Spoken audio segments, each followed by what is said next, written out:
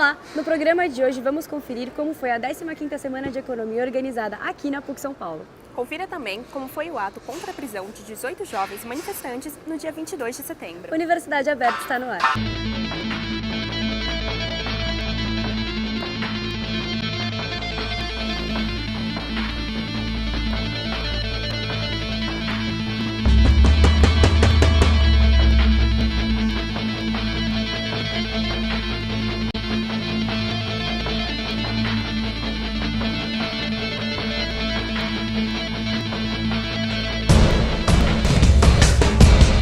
Tema de muita discussão, a reforma trabalhista foi assunto em debate na Semana de Economia da PUC São Paulo, abordando seus resultados e possíveis impactos com a aprovação. O que um economista tem a ver com essa discussão da reforma trabalhista, né? Eu sou economista e acho que os economistas têm que ficar profundamente preocupados com os impactos da reforma trabalhista nas possibilidades de desenvolvimento econômico do Brasil. Aqui nós estamos falando de um país pobre, ainda com a renda per capita que, por conta da queda do PIB em torno de 7,5% em relação a 2014, nós estamos hoje com a renda per capita abaixo de 9 mil dólares. A perspectiva é digamos assim, de um rebaixamento da condição social e, consequentemente, um rebaixamento dos potenciais econômicos. A mídia e a classe empresarial, né, e toda uma parcela da opinião pública conservadora está dizendo que a reforma trabalhista vai gerar empregos, né, que ela vai dinamizar a economia e vai ajudar a economia a sair da recessão. É essa falácia, essa história da carochinha que está se vendendo para a sociedade brasileira. Toda a discussão em torno dessa questão, que é profunda e extremamente importante, foi pautada pela grande mídia numa perspectiva de não possibilitar o conhecimento mais amplo de tudo que está envolvido na reforma. Esse debate aqui para os jovens, para os nossos alunos, é um debate extremamente importante, porque elucida essas questões para eles e elucida também que, do ponto de vista da precarização do trabalho, os jovens estão sendo muito afetados. É relevante para que se compreenda o que está acontecendo, né? Claro que as pessoas, a partir do conhecimento, elas vão formar as suas convicções, vão formar os seus pensamentos. Não é uma ideia de simplesmente vender, né, o que as pessoas devem pensar, mas trazer reflexões críticas para que as pessoas compreendam o que está acontecendo e que não fiquem induzidas por uma má informação ou por uma informação deturpada.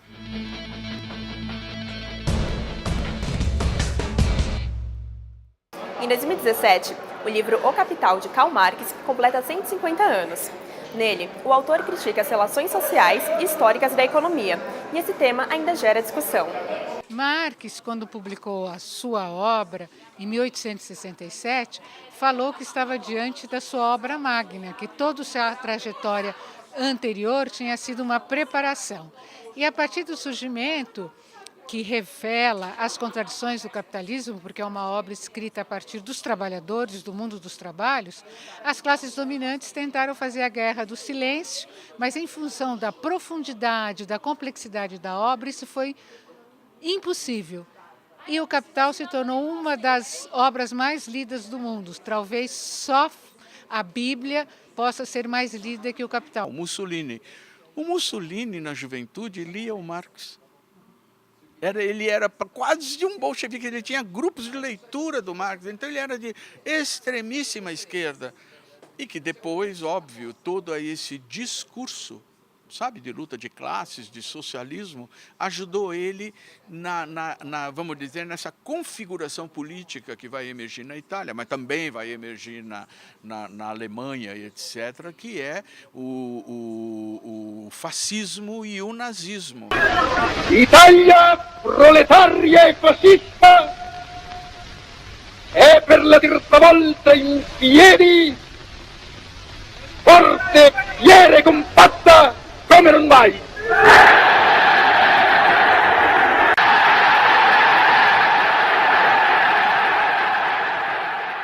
Depois do Manifesto Comunista, depois do Capital, depois de toda a prática política da Internacional, da Primeira Internacional, da Segunda Internacional e da Terceira, o Marx influencia tudo, ele está presente.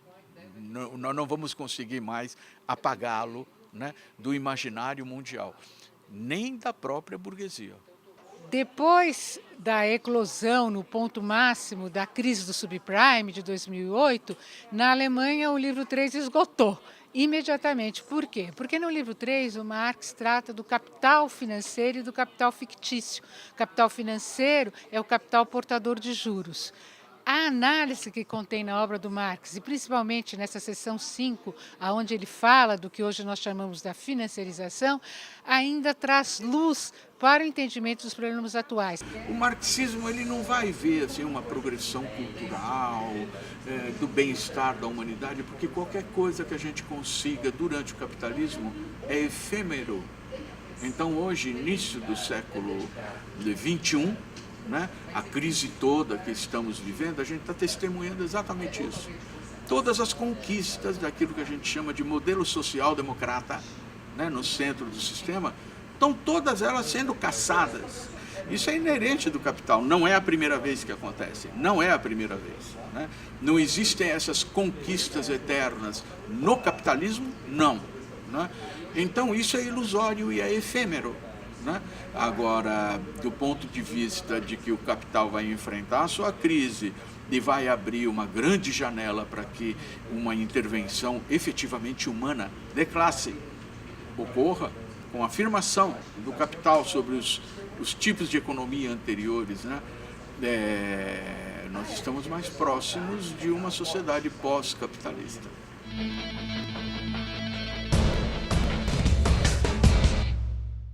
Para discutir as polarizações políticas tão frequentes no cenário brasileiro e no governo Lula e Dilma, a PUC São Paulo organizou um debate com Plínio de Arruda Sampaio Júnior sobre seu novo livro.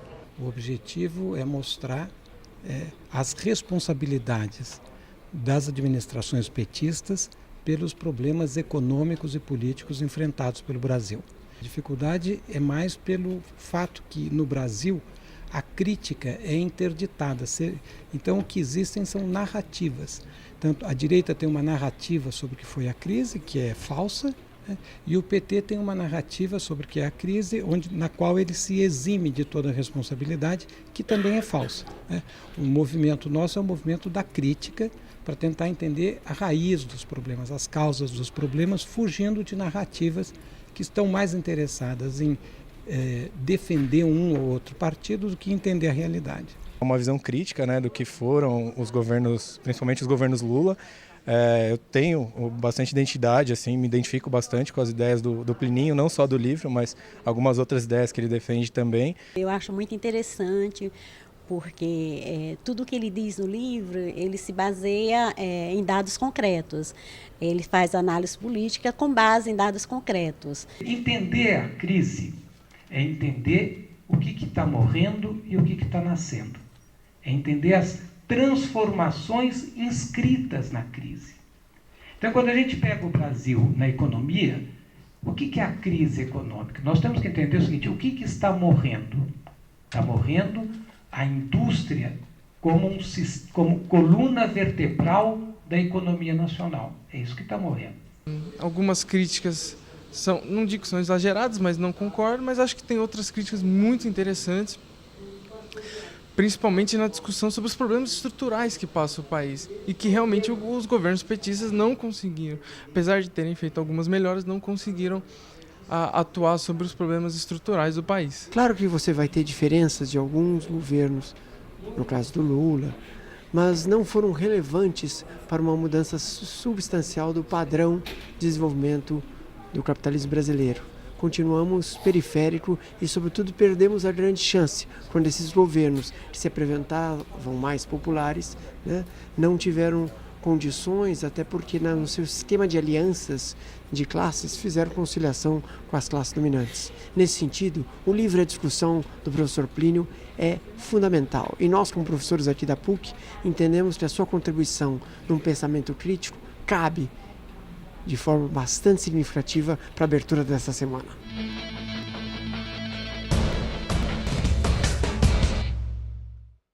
Como é feita a cobertura econômica pela mídia atualmente? Esse foi o tema de uma das mesas da 15ª Semana de Economia da PUC São Paulo. Nossa tradição na PUC é ver a economia como ciência humana, né? Como ciência social, como ciência associada à vida das pessoas. Por mais que a gente aprofunde os debates no âmbito acadêmico, é através da mídia que as pessoas se informam sobre o desenvolvimento da economia.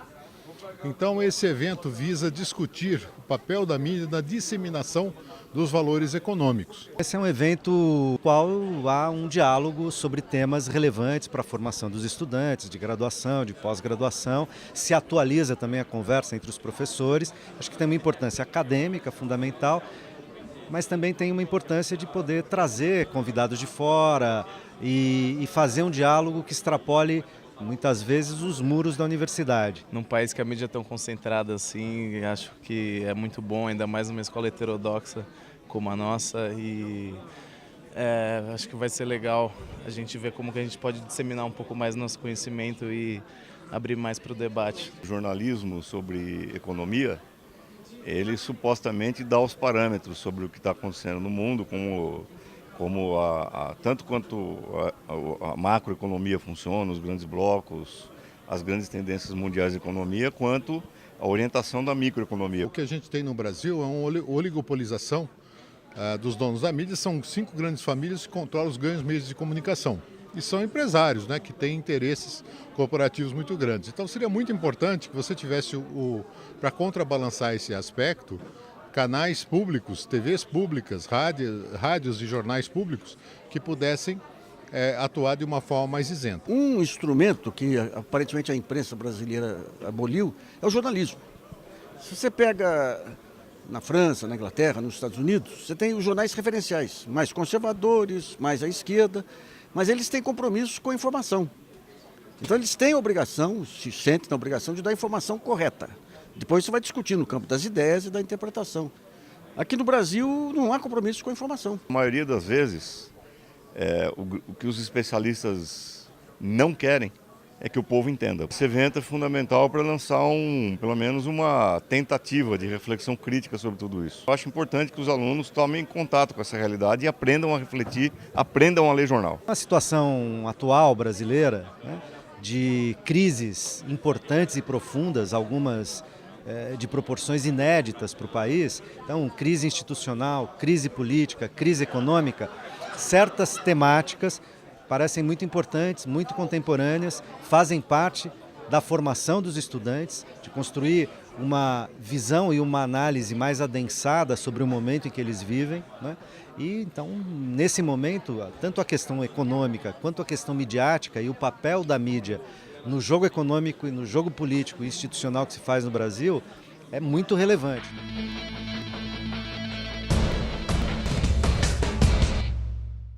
A onda conservadora e o nacionalismo são temas polêmicos na atualidade, temas discutidos durante a Semana de Economia da Pontifícia Universidade Católica. A priori, a mesa é desenvolver o pensamento crítico de todos. E seguindo isso, a gente consegue dar exemplos como o Trump, que é uma grande figura do nacionalismo de direita e tudo mais no mundo moderno, e como o que foi levantado por ele nas eleições, o que foi pauta dele nas eleições, não se realiza no mundo real, porque existem impedimentos da própria produção, entendeu? E isso tudo merece a crítica para trabalhar como isso funciona e interfere no conjunto da economia nacional e internacional. Essa é a grande lógica. Economicamente, essa onda conservadora, ela avança, entre outras coisas, por conta da crise. Isso aí não é um fenômeno novo, isso já aconteceu no passado, no período entre guerras, né? Agora, o problema é a pauta dessa discussão conservadora. A saída é retomar o crescimento econômico, né? Então, uma das maneiras é retomar o consumo, retomar o investimento, né? Não é fácil isso. Muito se pauta que é a previdência, que é o maior gasto, mas é um erro, porque aí você entra numa pauta antidemocrática, né, que vai eliminar direitos, quando, na verdade, a gente tem um problema chamado juros, a gente tem um problema chamado política monetária, de metas de inflação, você tem um problema chamado política fiscal de superávit. Essas são as questões. Então, você está arrumando o problema pelo gasto, só que tem um outro problema que não está sendo resolvido, que é a arrecadação. Por isso que o Brasil não está quebrado. Não existe necessariamente um rombo, Resta saber como é que esse orçamento é gasto. É essencial que esse debate seja feito. Inclusive, na Constituição de 88, está prevista a auditoria da dívida pública. Ou seja, como é que essa dívida ela se compõe?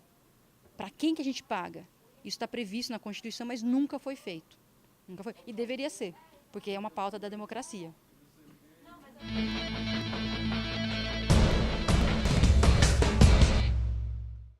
Com os desafios para a comunicação alternativa na era da informação, um evento sobre as mídias contra-hegemônicas da América Latina trouxe jornalistas do Brasil, México e Uruguai para a PUC São Paulo. Estos medios hegemónicos en México ofrecen una visión de la sociedad que no corresponde con la realidad del país. Nosotros somos un país étnicamente diverso y la realidad de la televisión no refleja esa diversidad. Somos un país donde buena parte de la población vive en pobreza y cuando tú escuchas los noticiarios es simplemente el discurso gubernamental el que predomina.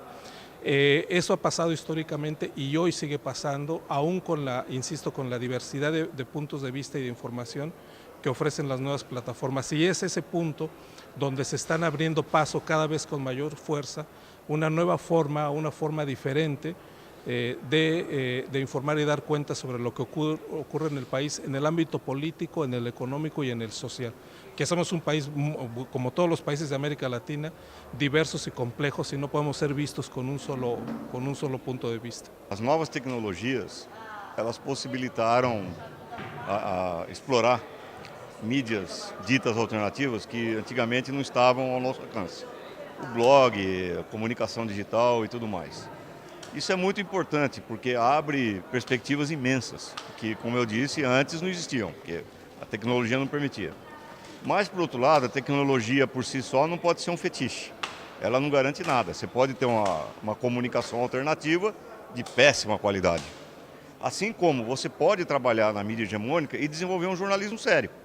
Hay diferentes, digamos, escenarios. No podría hablar en general de los medios contrahegemónicos. Yo, en el caso del nuestro, con errores y aciertos, lo que hemos intentado siempre es como buscar una centralidad de llegar a un público masivo sin la necesidad de posicionarse como la verdad contra la mentira de los grandes medios, sino intentando tener una agenda propia. Pero al mismo tiempo creo que se vive una situación de crisis general de los grandes medios, crisis económica que tiene que ver con los cambios de la era digital y de los modelos de negocio de los grandes medios. Así que te diría que la incidencia va en declive y que en todo caso, en términos políticos, hay una discusión más importante para dar sobre la relación redes sociales y política y cómo las redes sociales y la posverdad, digamos, pueden llegar a incidir en una elección, por ejemplo. A grande mídia tradicional está com dias contados. Não que não vão existir grandes grupos.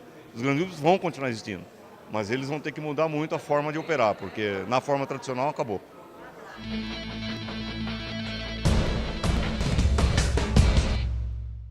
A Justiça de São Paulo tornou réus 18 jovens presos no dia 4 de setembro de 2016. Eles estavam a caminho de uma manifestação contra o governo de Michel Temer quando foram acusados de associação criminosa.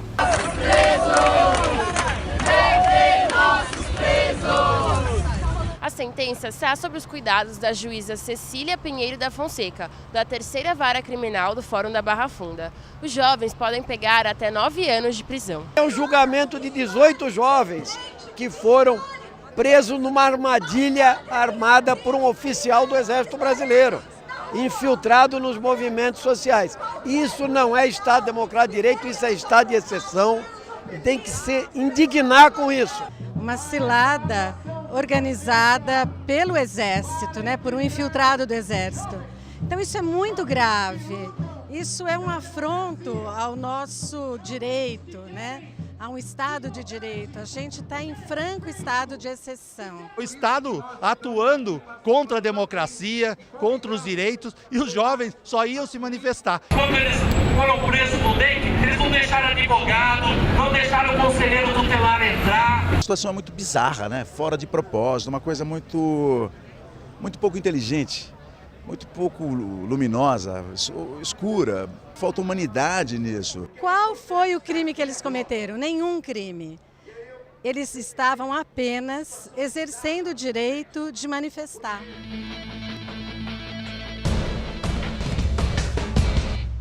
Criado em 2004, o ProUni oferece para estudantes de baixa renda bolsas de até 100% em universidades particulares.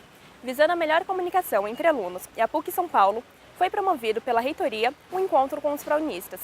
Em primeiro lugar, o ProUni, o FIES, são importantes inclusive financeiramente para a universidade, mas principalmente são programas importantes porque nos permitem chegar a alguns alunos aos quais a gente não vinha conseguindo chegar como universidade até a criação do programa. Então, a gente tem muita satisfação, muita alegria e pretende continuar com muita força caminhando na direção de manter o acesso à universidade, o democratizar o acesso como o ProUni minimamente fez.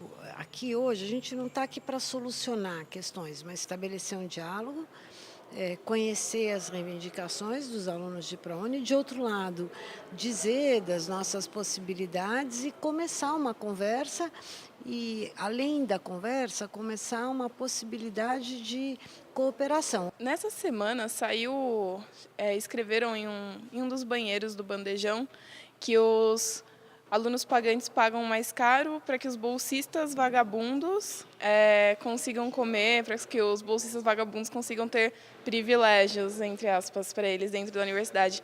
Eu acho que é isso, né? Eu já vi muitos casos de gente sofrendo preconceito dentro da universidade pelo fato de ser bolsista. Eu conheço muito bolsista que não fala que é bolsista por causa disso. Assim, eu tenho sorte que na minha sala isso não acontece. Por eu ser prounista e não ter uma renda muito alta, eu não consigo acompanhar as pastas do Xerox.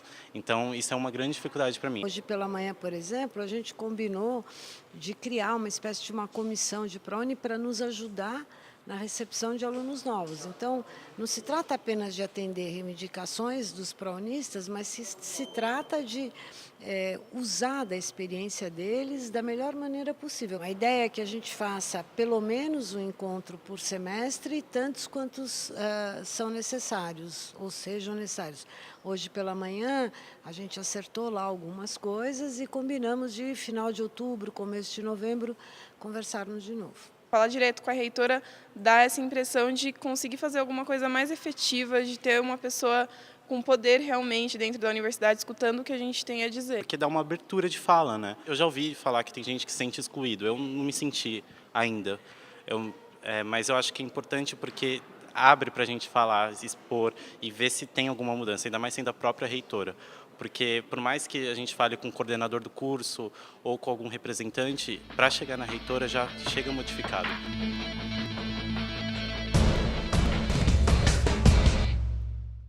Labuta Pontifícia é um coletivo que busca fortalecer o rap na universidade, reunindo diversos artistas dentro do Campus Perdizes. Do elevado pra cá, madruga em claro pro crime. Só botar com o olho no gato, assim aqui se define. Clique, pá, pá, pá, proceder para poucos e olhou no espelho e esqueceu dos outros. Deu no da transparência, reflete e pensa. Imagina o B.O. do seu filho, a sua sentença tá favorável pra você, assim se sente feliz. Se fosse você não te enganado, não vi a verdade sobre meu nariz. Eu acho que tem uma coisa que é lembrança, né? Que é 40 anos, mas ao mesmo tempo não é uma lembrança que fica preso num passado, não é uma lembrança de lamúria, né? Como se diz, chorar no leite derramado, mas é ir adiante, né?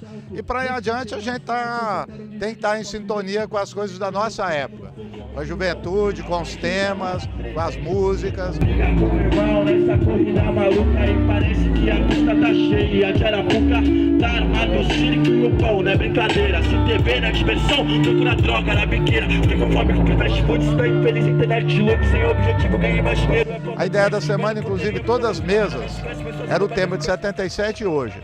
Isso foi conversado com todos os palestrantes. E a organização também traduziu isso, porque são ex-alunos aqui da década de 80, 90 e também alunos de agora. É muito importante que ainda esteja viva várias formas de liberdade de expressão, porque na ditadura a censura era muito forte, qualquer reunião na rua que você fizesse não era crime, não tinha como, você não podia se reunir para trocar ideia, que é uma coisa muito importante. E inclusive por isso também que a gente resolveu fazer aqui mais na frente, do lado voltado para fora, para ser uma demonstração de que a gente está ocupando os espaços e na ditadura isso não era possível. E é isso, liberdade de expressão. O hip hop é uma cultura da periferia que mais representa essa resistência.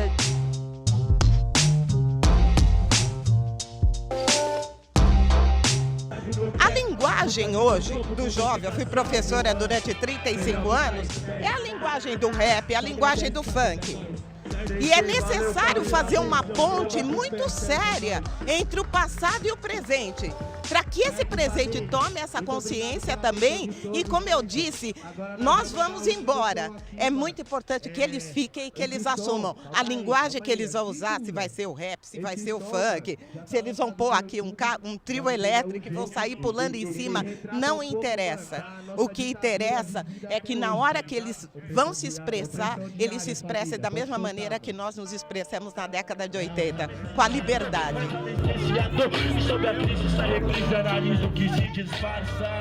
40 anos atrás, o que está acontecendo agora nunca seria possível. E é isso que mostra que muita gente acha que o povo não tem força, que manifestar não vai ajudar, que protestar não vai ajudar, mas não, a gente tem força, tem que continuar. Tem muita coisa para mudar ainda, tem muita censura.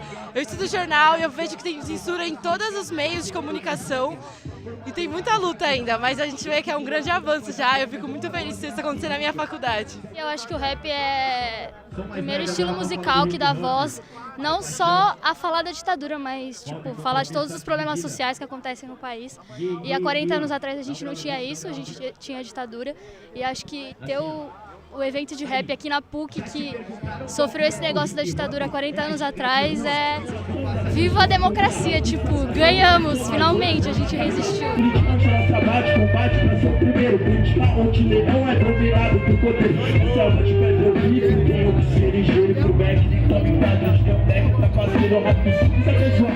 Esse foi mais um Universidade Aberta e esperamos vocês no próximo programa. Não deixe de conferir essas e outras matérias pelo site, YouTube e Facebook da TV PUC SP.